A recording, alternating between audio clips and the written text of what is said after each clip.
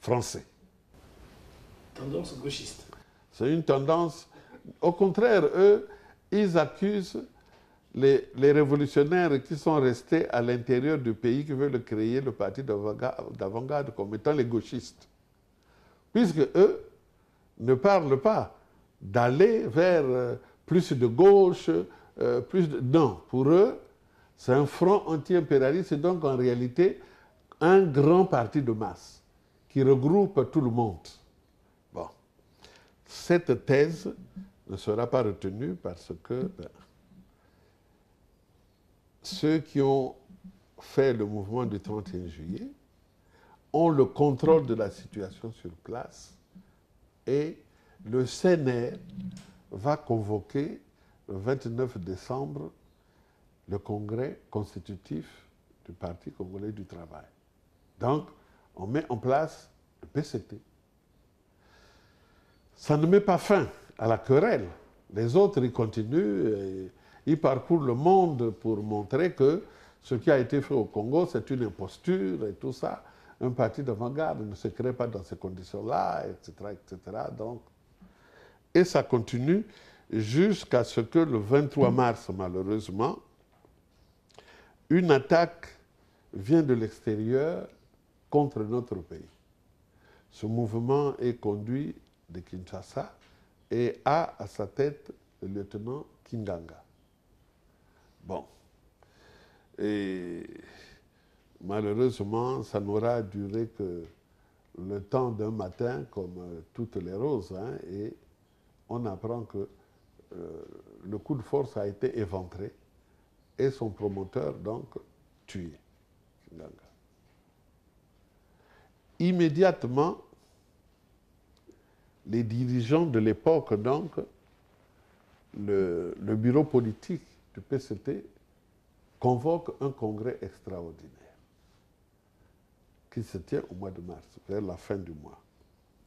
Et au cours de ce congrès, parce que quand on a créé le Parti congolais du travail, le 29, le 30 et le 31 juillet, il y a des gens de la gauche historique, comme on l'appelait, qui n'ont pas été au rendez-vous.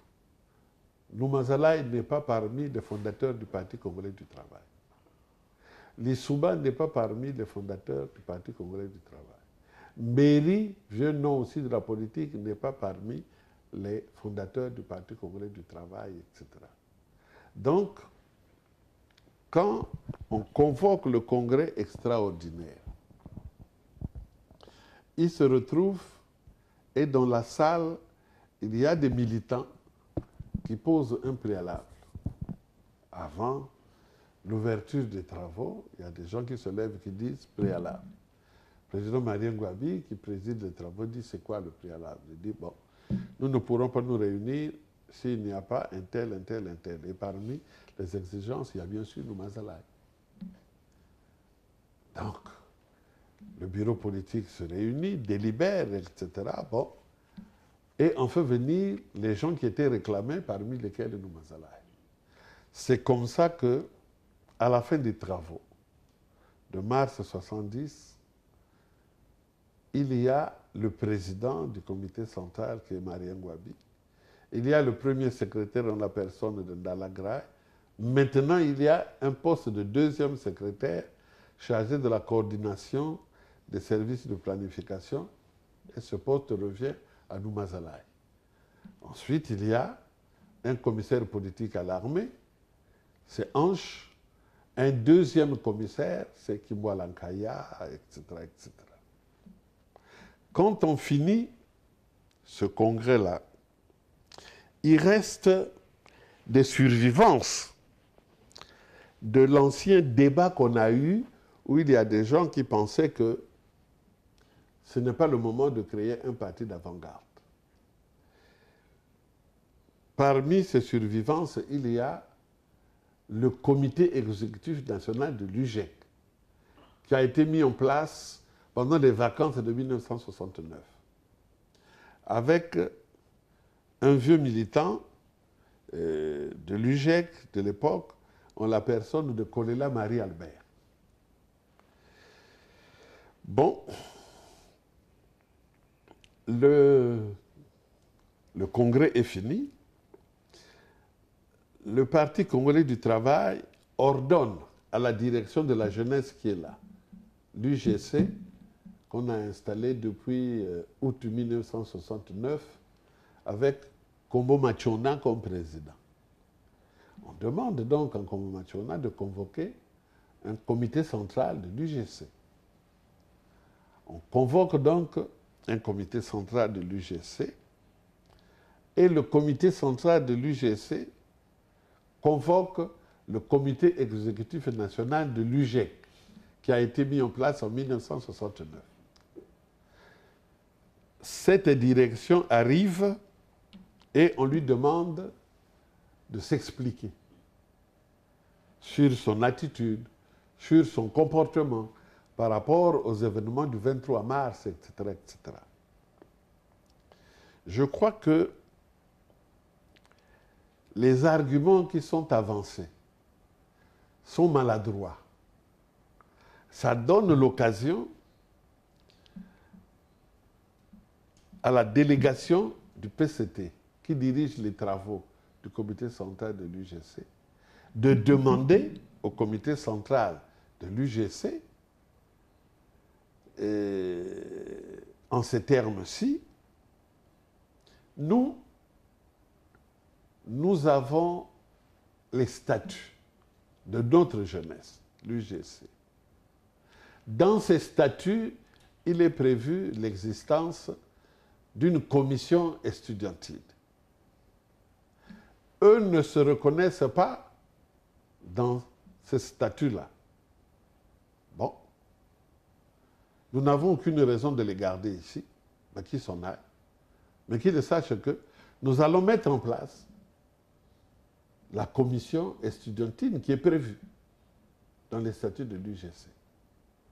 Et c'est donc comme ça que moi, membre du comité central de l'UGC, va être porté à la tête d'une commission pour créer l'Union générale des élèves et étudiants congolais. Nouvelle formule en quelque sorte. Donc les Kolila Marib Albert et tous les autres là, bon, ce qui leur reste, c'est de parcourir le pays et dire que bon, nous avons maintenant deux UGEC. Il y a l'UGEC là, qu'on vient de monter là, à l'issue du congrès de l'UJSC et notre UGEC à nous. Mais ils savaient le risque qu'ils prenaient en faisant comme ça. Surtout après ce qui s'était passé après le 23 mars.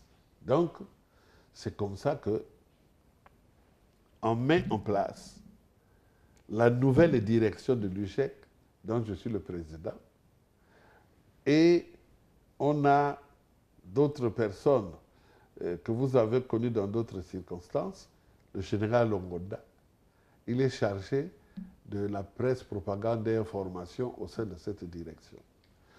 L'ancien directeur de Radio Congo, Marie-Auguste Ngunga, fait partie de cette direction.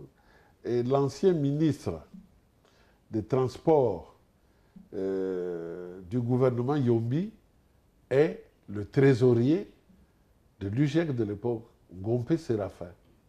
C'est même à partir de son appartenance au comité exécutif de l'UGEC qu'au 5e congrès, nous le ferons partir en Roumanie pour qu'il aille suivre des études sur la gestion pétrolière. Donc, nous avons l'UGEC avec Malela Soba comme président. Nous travaillons pendant toute l'année 70 et nous lançons comme entre autres initiatives des opérations vacances. Il y a un champ qui est ouvert à Mbila, dans la Lekumu, à côté de Komono. Il y avait des champs d'EVA et puis des champs de café. On a envoyé des jeunes qui sont allés travailler là-bas pendant un bon bout de temps. Le président Marien Ngouabi s'y est rendu, je crois. Bon. Et il y avait un autre chantier dans les plateaux à Olombo, et puis enfin un troisième, je crois, dans la cuvette. Ça se passe donc en 70. Et on termine donc l'année 70 sans que l'on tienne un congrès, puisque on n'était pas préparé avec la restructuration des organes, etc., à tenir un congrès. Le congrès était prévu pour 1971, donc l'année suivante. Il se trouve malheureusement que moi, j'étais à l'école normale supérieure d'Afrique centrale. Donc, je devrais sortir de là professeur de CG. Donc, vous n'êtes pas encore dans la vie active? Je ne suis pas dans la vie active et c'est pour ça que je dirige l'UGEC. Mais il est prévu que le congrès devra se tenir en août 1971. Et moi, je ne serai plus étudiant, donc on avait à choisir entre continuer à gérer l'UGEC en tant que fonctionnaire et jeter le tablier. J'ai choisi de jeter le tablier, mais j'insiste souvent sur cet aspect. Quand je décide de jeter le tablier, en tant que président de l'UGEC, j'ai une 4L, j'ai un véhicule, les Jeeps soviétiques là. J'ai une secrétaire qui travaille avec moi, sans compter le bureau exécutif qui travaille avec moi. C'est dans ces conditions que je dis, moi j'ai fini ma mission, je ne suis plus étudiant, je vais aller apprendre mon travail, je vais aller enseigner. Ça n'a pas été facile. Le bureau politique nous convoque avec le président Komo Machona. Le vice-président chargé de l'organisation, c'est un camarade qui était douanier, il doit être à Pointe-Noire, Samba Ludovic. On est convoqué là, à la présidence. Le président Denis Sassou Nguesso est